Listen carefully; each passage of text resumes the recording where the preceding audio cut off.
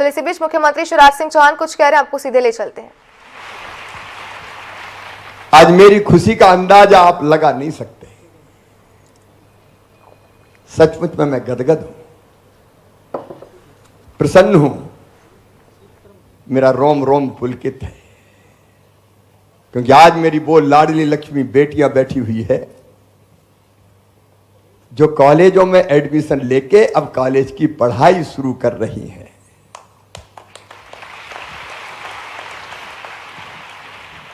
ये वो बेटियां हैं जिनमें से कई को मैंने गोद में खिलाया है। जब शुरू में लाडली लक्ष्मी योजना बनाई थी तो गोद में लेके मैं उछालता था और फिर हाथ में पकड़ता था और फिर उनके हाथ में लाडली लक्ष्मी का प्रमाण पत्र देता था। छोटी छोटी बेटियां वो हंसती थी, खिलखिलाती थी, कोई प्रमाण पत्र पकड़ लेती थी। एक आज ने तो मेरा कान भी पकड़ लिया था। मेरी बेटी को अंदाज नहीं है तुम्हें। आओ तुम्हें आज लाडली लक्ष्मी की कहानी सुनाओ। अरे बोलो ना, आज लाडली लक्ष्मी की कहानी सुनाता हूं। ये लाडली लक्ष्मी बनी कैसे? मेरी बेटियों, मैं एक छोटे से गांव में पैदा हुआ, जैत में, आबादी 1000 के आसपास। अब मैं बचपन से देखता था अगर गांव में कभी बेटा पैदा होता था तो बड़ी खुशियां मनाई जाती थी। अगर कोई समर्थ लोग होते थे तो हवाई फायर करते थे, फायर करो, बंदूक लाओ, बेटा आया है। ढोल वाले को बजाते थे और अगर बैंड वाले नहीं होते थे तो ढपला वाला आ जाता था, वही बजाता था, बेटा आया है, चटक धन धन, वही बजाता रहता था। मिठाइयां बांटो, बेटा आया है। और तो और मायके वाले भी आ जाएं कि चलो बेटी के यहां बेटा आया है। बड़ी खुशियां मनाई जाती थी। और अगर कभी बेटी आ गई तो मैं सच कह रहा हूं, अपवाद की बात नहीं करता, मैं हर एक की बात नहीं कर रहा, लेकिन ज्यादातर ऐसे होते थे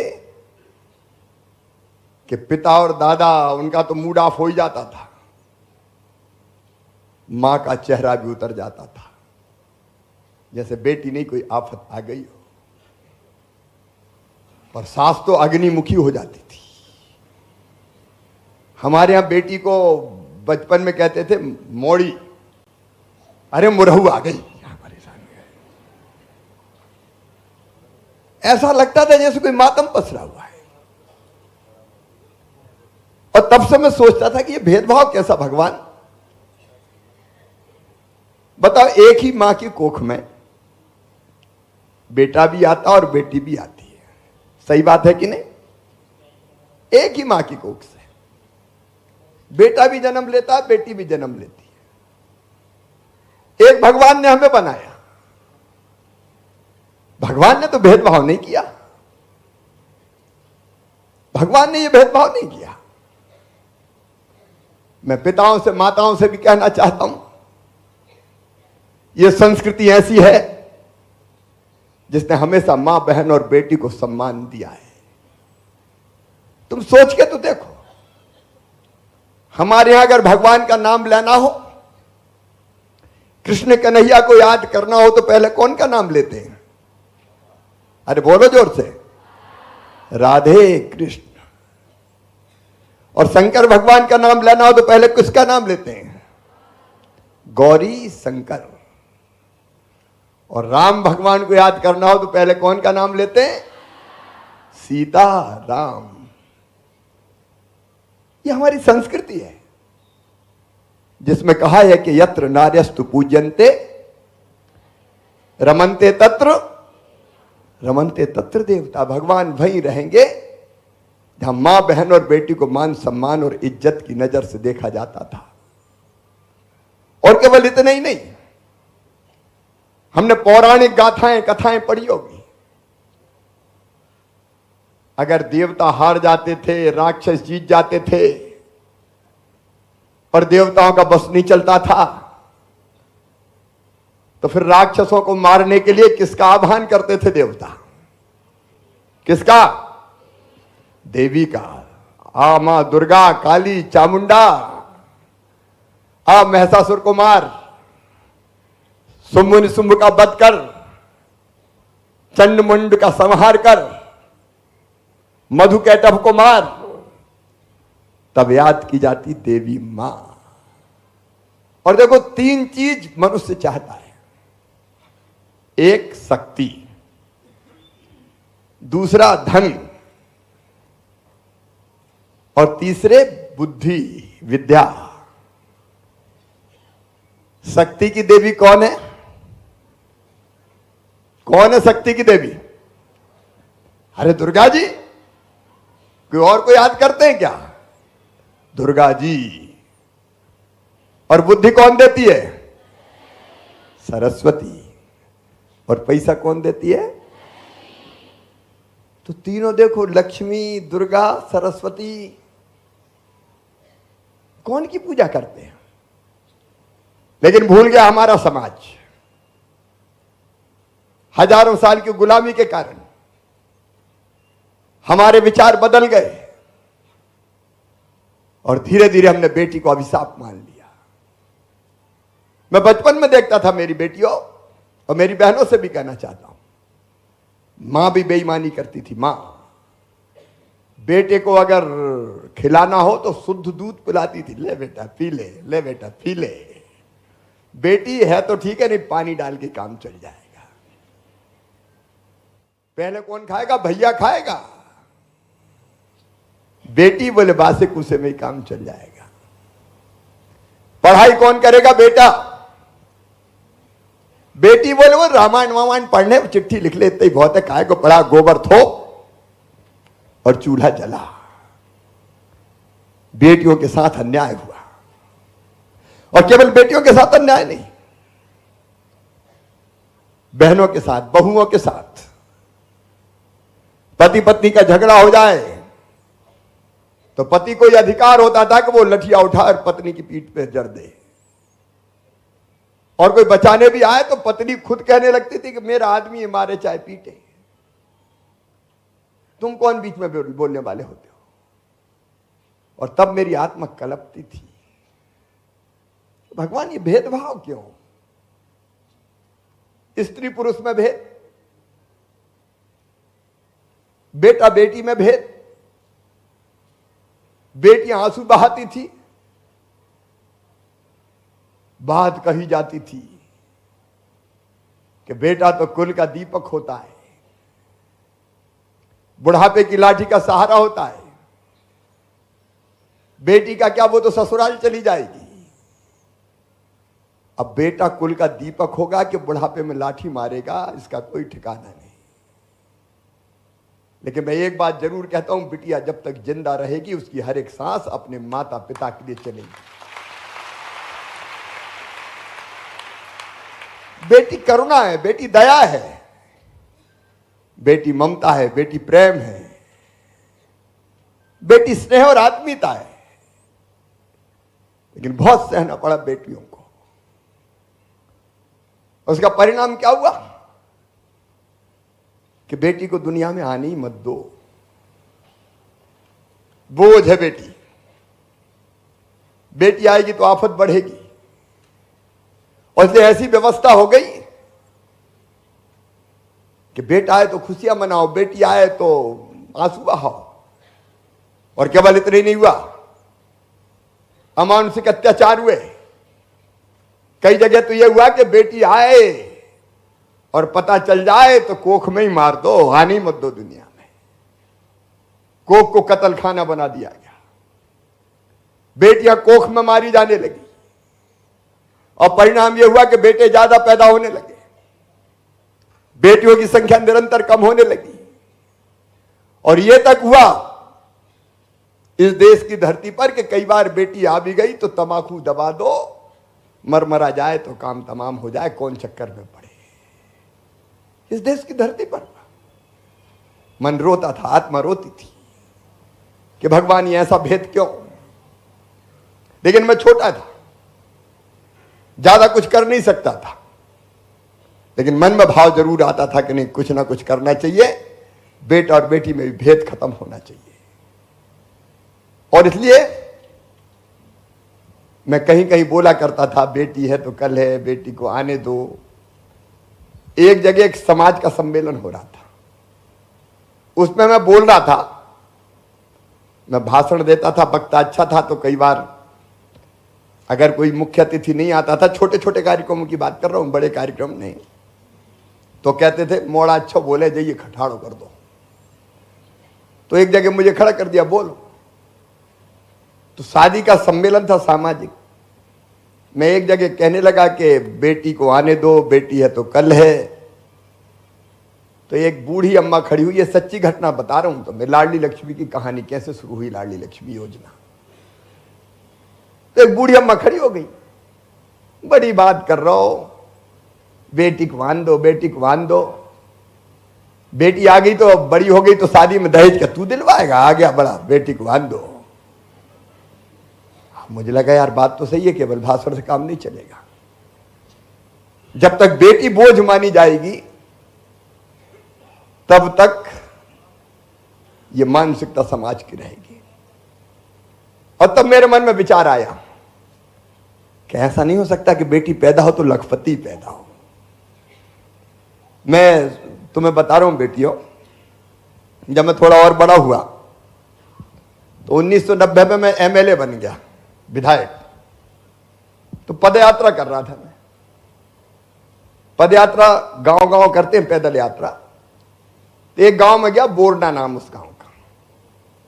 जब उस गांव में पहुंचा तो गांव के लोगों ने कहा कि भैया गांव में एक बेटी है, माता पिता बचपन में मर गए थे। जो शब्द मुझे कहा वही सुना रहा हूं, गांव में तो ऐसे बोलते, बोले बचपन ही मर गए, अब बेटी बड़ी हो गई, तो शादी तो इसकी हमने तय कर दी, लेकिन शादी करे कौन? अब ये तो बिना माँ बाप की बेटी है, तो तुम सरकार से पैसे का इंतजाम करवा दो। अब मैं एमएलए बन गया था। मैंने पूछा कि शादी है कब? बोले भैया परसों ही है। तुम इनका परसों तो सरकार की सहायता मिल नहीं सकती। तब फिर मेरे मन में आया कि यार शिवराज, क्या एक बेटी की शादी तू नहीं कर सकता? तो मैंने अपने दोस्तों को फटाफट इकट्ठा किया और कहा कि बोरना में बेटी की शादी करनी है। हमने गांव वालों से कह दिया कि चिंता मत करो, शादी धूमधाम से होगी।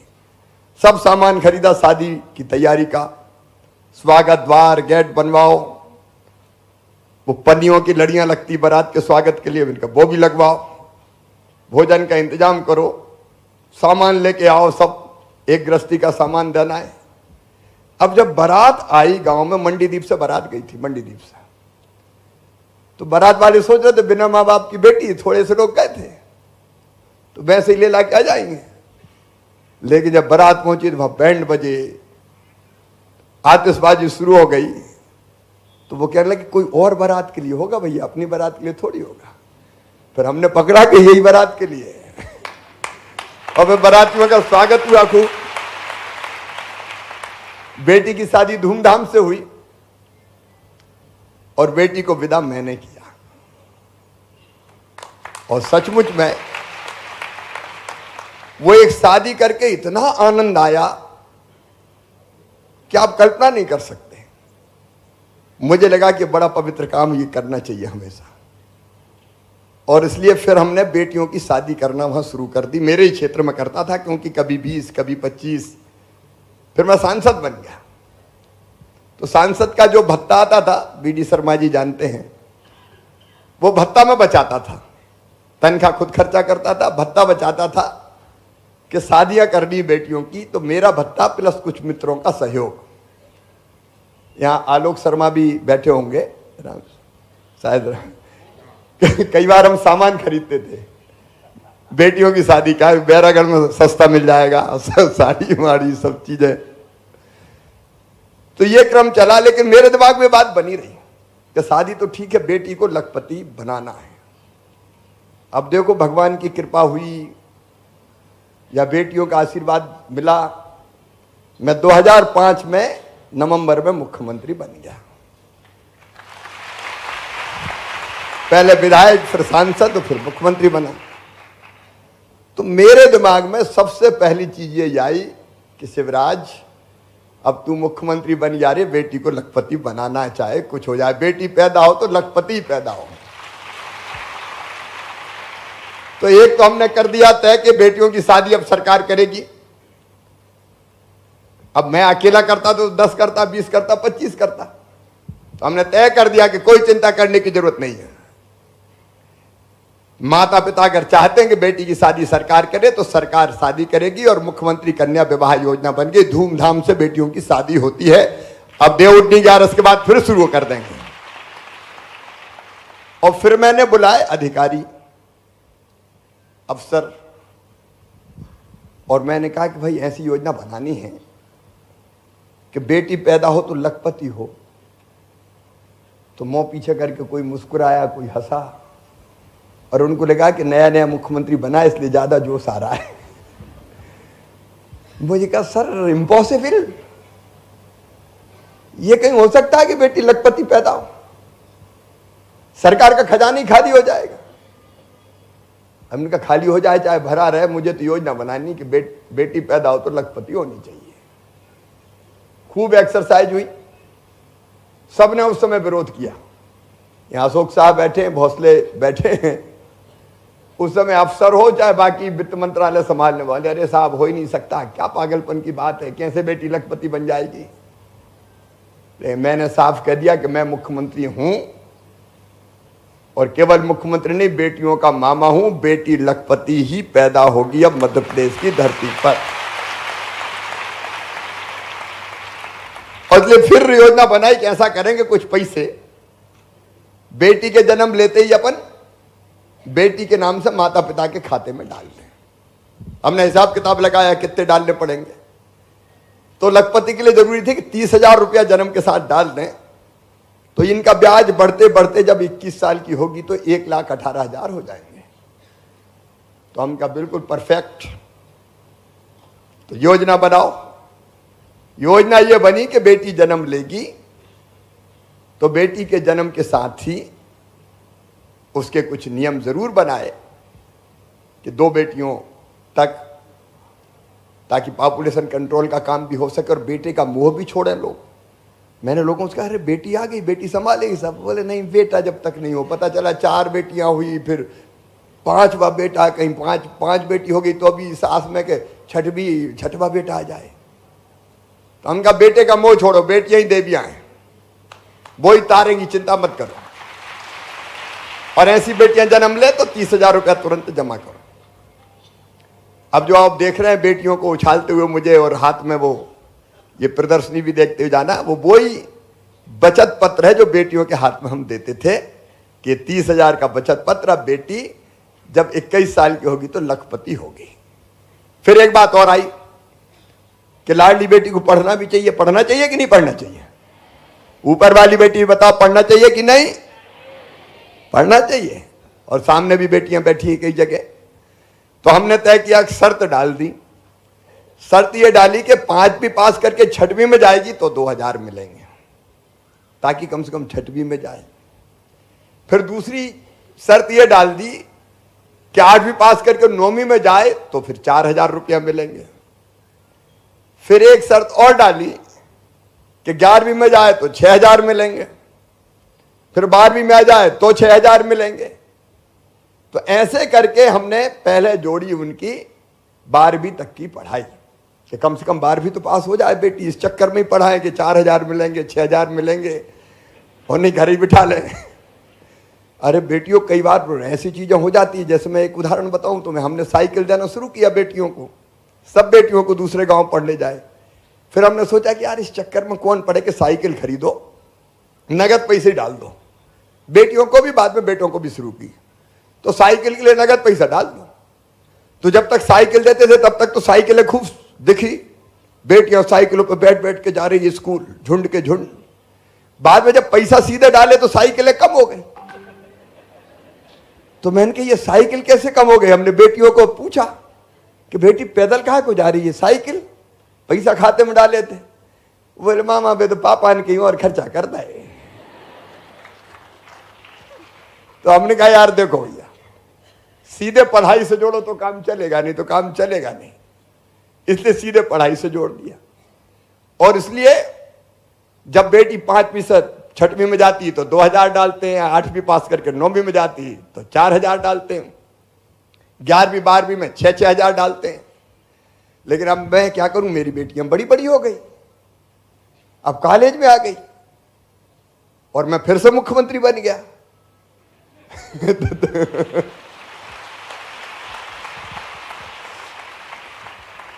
तो मुझे लगा कि शिवराज देख, अब कॉलेज में आ रही बेटी तो वहां भी तो पैसा मिलना चाहिए।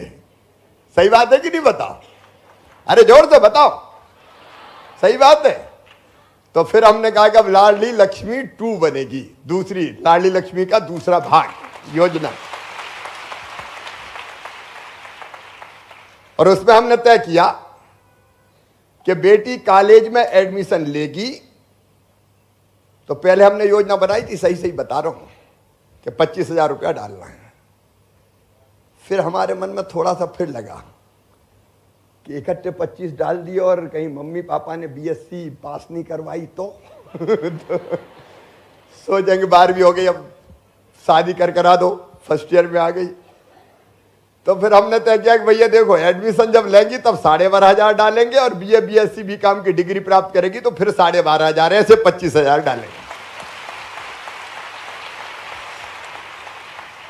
तो इस चक्कर में सब मम्मी पापा पढ़ाए तो सही बात है कि नहीं? तो पढ़ाई से भी जोड़ दी उसको। तो आज वो जो लाडली लक्ष्मी 2 है, आज उसका पैसा डाला है, इसके पहले का तो डल ही रहा था। लेकिन एक बात और मेरी प्रिय बेटियों, देखो तुम मेरे हृदय में निवास करती हो मेरी बेटी, और सच में मैं आज कह रहा हूं, अंतर से दिल से कह रहा हूं कि मैं अपनी जिंदगी की सफलता मानता हूं कि मैं अपनी बेटियों का कुछ भला कर पाया, लाडली लक्ष्मी योजना बना के।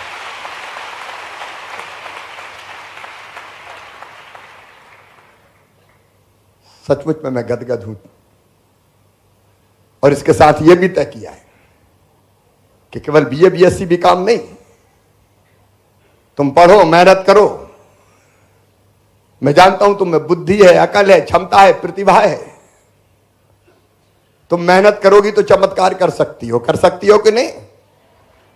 जोर से बोलो, कर सकते हो। और इसलिए नीट की परीक्षा मतलब मेडिकल कॉलेज के लिए प्रवेश की परीक्षा, जेई मेंस की परीक्षा मतलब इंजीनियरिंग कॉलेज की प्रवेश की परीक्षा, लॉ अगर करना तो क्रेट की परीक्षा, आईआईटी में एडमिशन होना, आईआईएम में एडमिशन होना है, बिजनेस मैनेजमेंट के कोर्स करना है, तो पता फीस कितनी लगती है? अगर प्राइवेट कॉलेज में एडमिशन हुआ तो 8-10 लाख रुपया साल फीस लगती है। बताओ, 8-10 लाख रुपया साल की फीस भर के मम्मी पापा पढ़ा सकते हैं क्या? इंजीनियरिंग कॉलेज की भी फीस लगती है। मैनेजमेंट के जो कोर्स होते हैं उनकी तो फीस 40 लाख, 50 लाख, 60 लाख, 62 लाख। मुझे लगा बेटियां कैसे भरवाएंगी? तो एक और संकल्प पैदा हुआ कि बेटियों के राह में कोई बाधा नहीं आने देंगे। और मेरी बेटियों, चाहे यहां बैठी हो, चाहे प्रदेश के किसी गांव में बैठी मुझे सुन रही हो, जो छोटी छोटी बेटियां नहीं समझ सकती, उनके मम्मी पापा मुझे सुन रहे होंगे, आज मैं ये वचन देता हूं कि अगर मेरी बेटियों का एडमिशन नीट के माध्यम से, जेई मेंस के माध्यम से, क्लेट के माध्यम से, अन्य किसी प्रतिस्पर्धी परीक्षा के माध्यम से, मेडिकल कॉलेज में, चिन्हित इंजीनियरिंग कॉलेज में, आईआईटी आईआईएम में, मैनेजमेंट के किसी कॉलेज में हुआ तो चिंता मत करना, फीस चाहे कितनी भी हो, वो फीस तुम्हारे मम्मी पापा नहीं भरवाएंगे। कौन भरवाएगा? मामा भरवाएगा। चिंता मत करना दे, तुम्हारा बेहतर भविष्य बने और गर्व से तुम्हारे मम्मी पापा कह सके कि ये मेरी बेटी है, ये बेटे से कम नहीं है, ये बेटे से आगे है। बेटियां कैसे पीछे रह सकती? और इसलिए इसी भाव से ये लाडली लक्ष्मी 2, लाडली लक्ष्मी का दूसरा भाग जो पहले से आगे की यात्रा प्रारंभ करता है, ये आज लॉन्च की है। आज का दिन मध्य प्रदेश के इतिहास में सदैव याद किया जाएगा कि बेटियों के रास्ते की सारी बाधाएं दूर कर दी गई है। अब वो ऊंचे आसमान में लंबी उड़ान भर सकती है। बढ़ो मेरी बेटियों, बढ़ो, हिम्मत से आगे बढ़ो। और माता पिता से भी मैं कहना चाहता हूं, बेटियों को बढ़ने की स्वतंत्रता दो। बेटियां आखिर हमारा विश्वास है, बेटियां हमारी श्रद्धा है, बेटियां हमारी भक्ति है। और बेटियों से भी मेरा निवेदन है, मामा कह रहा है, हम संस्कारित होकर ठीक रास्ते पर आगे बढ़े और माता पिता का नाम सदैव रोशन करने का काम करें। कई छोटी छोटी बुराइयां हैं जिनसे हमें दूर रहने की कोशिश करनी चाहिए। ये सोशल मीडिया, फेसबुक, कई बार इस तरह के कुछ लोग आते हैं जो बहकाने के काम करते हैं। मुझे अधिकार है, मामा हूं इसलिए कह रहा हूं, पूरे हक से कह रहा हूं, हमको सदैव सही रास्ते पर चलना है, आगे बढ़ने का रास्ता तय करना है, जिंदगी सफल बनाना है। कई बार तकलीफ होते हैं, जब कुछ घटनाएं ऐसी होती है जो मन में दर्द और तकलीफ पैदा करती है। और इसलिए मध्य प्रदेश की धरती पर हमने तय किया है कि बिटिया की तरफ कोई गलत नजर से देखेगा तो सीधे फांसी के फंदे पे चढ़ाया जाएगा, उसको बख्शेंगे नहीं हम किसी भी कीमत। घर पे बुलडोजर चलेंगे, ध्वस्त कर देंगे। तुम्हारे साथ है,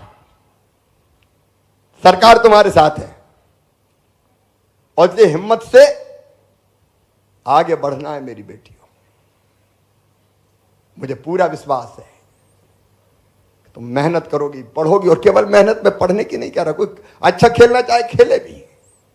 अभी हमने तय किया लाडली लक्ष्मी बेटियां बॉर्डर पे भी जाएंगे, देख के आएंगे सैनिक किन परिस्थितियों में काम करते हैं। कुछ बेटियां गई है, लगातार जाती रहेंगी। एनसीसी लो, एनएसएस लो, पढ़ाई के अलग अलग रास्ते हैं।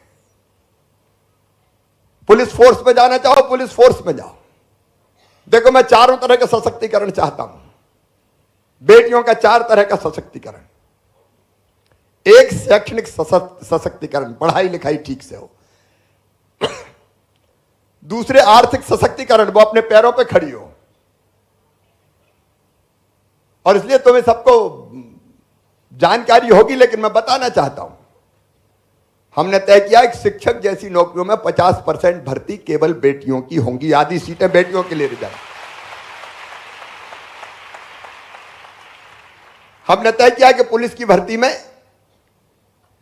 30% सीटें बेटियों के लिए रिजर्व रहेंगी। जब हमने तय किया कि बेटियां 30% पुलिस में, तो इसका ही बड़ा विरोध हुआ, ये कैसे अपराधियों को पकड़ेगी, ये कैसे बंदूक चलाएगी। अरे हम कहें ऐसे चलाएंगी कि अपराधियों के छक्के छूट जाएंगे। और बेटियां देखो कैसा काम कर रही पुलिस में।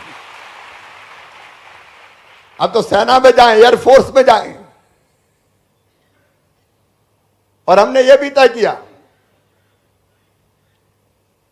राजनीतिक सशक्तिकरण के लिए कि आधी सीटों पे चुनाव भी बेटियां और बहनें ही लड़ेंगी, भाई नहीं लड़ सकते।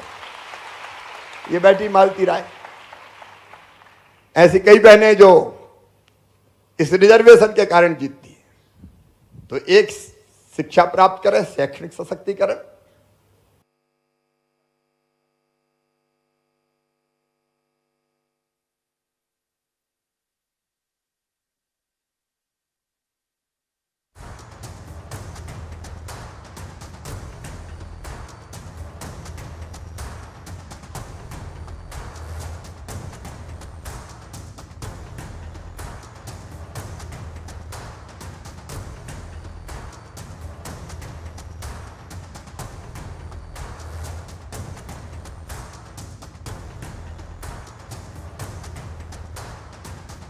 तस्वीरें देख रहे थे भोपाल से, जहां लाडली लक्ष्मी योजना 2.0 का आज आगाज किया गया है। आपको बता दें, बेटियों को यहां पर प्रोत्साहन राशि देते हुए मुख्यमंत्री शिवराज सिंह चौहान नजर आए हैं और यहां पर अपनी जो योजनाओं के तहत बेटियों को जहां योजनाओं से फायदा मिल रहा है उसके बारे में मुख्यमंत्री शिवराज सिंह चौहान बोलते हुए नजर आए। आपको बता दें, लाडली लक्ष्मी योजना 2.0 का आज आगाज हुआ है, जहां बेटियों को प्रोत्साहन राशि दी गई है।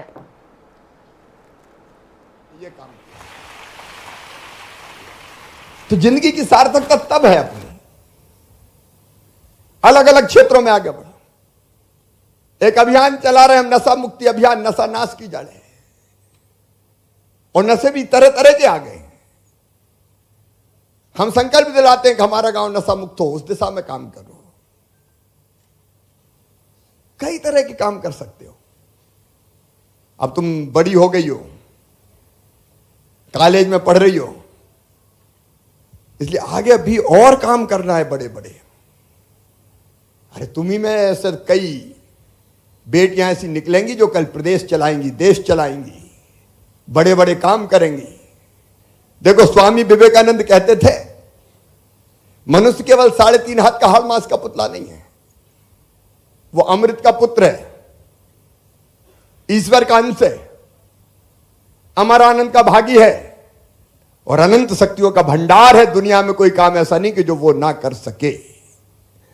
इसलिए बेटियों, तुम भी कुछ भी कर सकती हो, इसलिए हम कमजोर नहीं हैं, हम लाडली लक्ष्मी हैं। हम पढ़ेंगे, बढ़ेंगे, लेकिन समाज को भी दिशा देने का काम करेंगे। बोलो, तैयार हो मेरी बेटियों? सब बताओ, तैयार हो? और जोर से बताओ, तैयार हो? तो पूरे प्रदेश में मेरी लाडली लक्ष्मी बेटियां एक नया इतिहास रचने का काम करेगी। प्रदेश और देश की प्रगति और विकास में भी योगदान देंगी। वो अपनी जिंदगी तो बनाएंगी, लेकिन मध्य प्रदेश और देश का भी भाग्य और भविष्य बनाने में महत्वपूर्ण भूमिका का निर्वाह करेगी। मैं उन सब बेटियों को हृदय से शुभकामनाएं देता हूं, आशीर्वाद देता हूं। स्वामी विवेकानंद ने कहा था, उत्तिष्ठ जागृत प्राप्त वारिण्य बोधता। उठो, जागो, और जब तक लक्ष्य प्राप्त ना हो जाए तब तक रुको मत। जाओ मेरी बेटियों, पढ़ो, लिखो, आगे बढ़ो, समाज को भी दिशा दो। मामा सदैव तुम्हारे साथ है, मेरा आशीर्वाद सदैव तुम्हारे साथ है। बहुत बहुत शुभकामनाएं, बहुत बहुत आशीर्वाद, और एक नया इतिहास रचे मेरी बेटियां। इस संदेश के साथ मैं अपनी लाडली लक्ष्मी की कहानी को खत्म करता हूं। बोलो, भारत माता की, भारत माता की, भारत माता की। समय समय पर हम मिलते रहेंगे और बातचीत करते रहेंगे। बहुत बहुत धन्यवाद। जोरदार तालियों से आइए इस संकल्प को पूरा करने का जय घोष करिए। जोरदार तालियां। बहुत बहुत धन्यवाद माननीय मुख्यमंत्री जी।